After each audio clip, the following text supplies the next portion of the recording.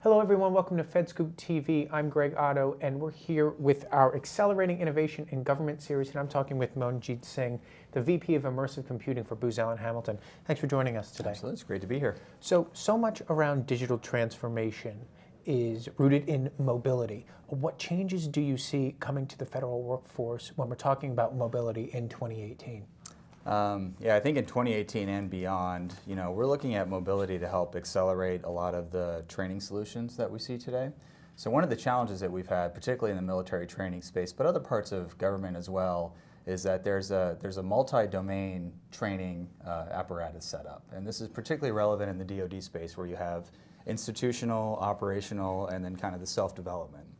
Institutional is oftentimes handled at the schoolhouse, operational is handled at the unit or squad level, and then self-development is kind of self-study.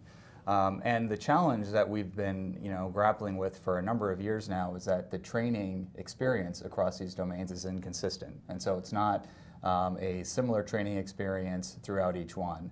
I think what we're seeing today, particularly with your partner in this event, Samsung, is the opportunity to create a consistent training experience across all three of those domains. So if you think about a high-end simulation or a high-end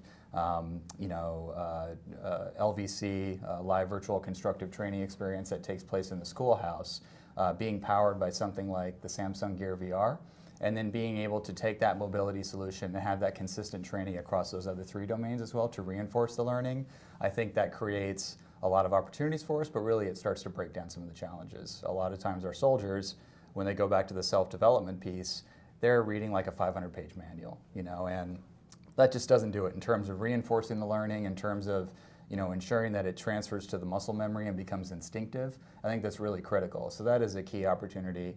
I think another area that we're really excited about mobility in 2018 and beyond is around kind of the duration that it takes for us to create the training programs. A lot of times today it's not unheard of for it to take 6 months, 12 months, 18 months to develop a new training scenario.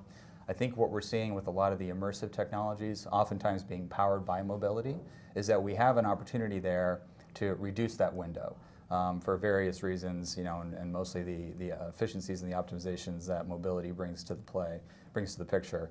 The second area is around kind of bringing the training to the point of need. And so if we can equip our soldiers with that training content, that real-time point-of-need training that is relevant to their mission, whether they're at a forward operating base or in theater, being able to equip them the day before they go out on a mission with that to kind of run through and simulate it is critical, and I think is very exciting for the future of our service members. So security is obviously such a big issue when it comes to this stuff, and I go back to an age-old question. How do agencies secure all this emerging technology that's going into mobility, but also make sure that their workforce is still productive when they go out into the field and use these devices? Yeah, I think we're starting to make progress there, but it just, it feels like we're still scratching the surface. We have two-factor authentication set up, and that's a critical part. We have our CAT cards and our PIV cards, and those are also certainly critical. But I think that we need to start taking kind of the defense, in-depth, layered security approach that we take with traditional systems on the mobility front as well. We have a solution that we developed called District Defend, which basically secures the phone or the tablet at 3 layers, kind of the pre-boot in the UEFI or the BIOS. We also have a hypervisor layer that resides underneath the operating system, and then we have methods inside the operating system to harden it. And these mechanisms and these measures kick on and kick off as the user takes that tablet or device and enters the geofence area. And that's powered by RFID. So if they walk into the Oval Room for the morning intelligence briefing, all that information gets loaded onto the tablet. The minute they leave the room, it gets wiped out, wiped out or encrypted. So I think it's, those types of solutions I think we have to start thinking really creatively about that will kind of give us that layered mechanism approach that we're looking for. So we talked about VR a little bit ago, but talk to me a little bit more about what you're seeing on the horizon 12, 18 months down the road on how federal agencies are going to use this technology. Yeah, we are already starting to see a few areas of this come out. So the big place where we're seeing a lot of this is just in the eliminating or reducing the cost that it takes to actually conduct these training exercises. Okay. A good example, we just created a C-130 jump simulator for the Air Force. Wow, okay. So you think about, you have inside a C-130 you have a chalk, which is the people who are waiting to take their jump into the drop zone. Right.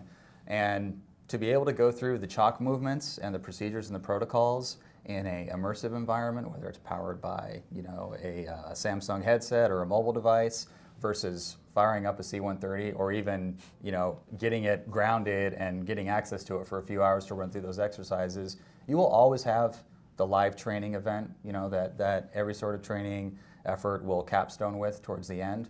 But in order to eliminate kind of inefficiencies and get the most effectiveness out of the cost, I think that is a key opportunity there.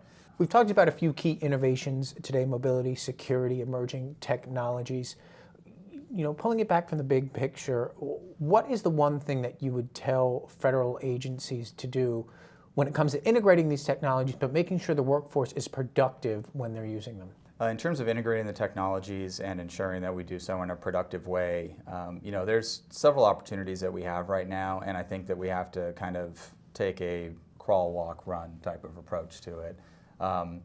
Particularly with some of these technologies that are on the horizon around immersive tech, as well as artificial intelligence. When you combine those two, when you integrate those two, I think it can really, we can experience a major productivity boost from that. Today, our clients who are going through military training or even medical training, it's not unheard of to see these students basically gaming the game, right? Just like we did when we were growing up playing Nintendo, right? You knew how to beat Duck Hunt, you knew how to beat Mario Brothers, you knew you start to memorize the patterns versus actually learning the content.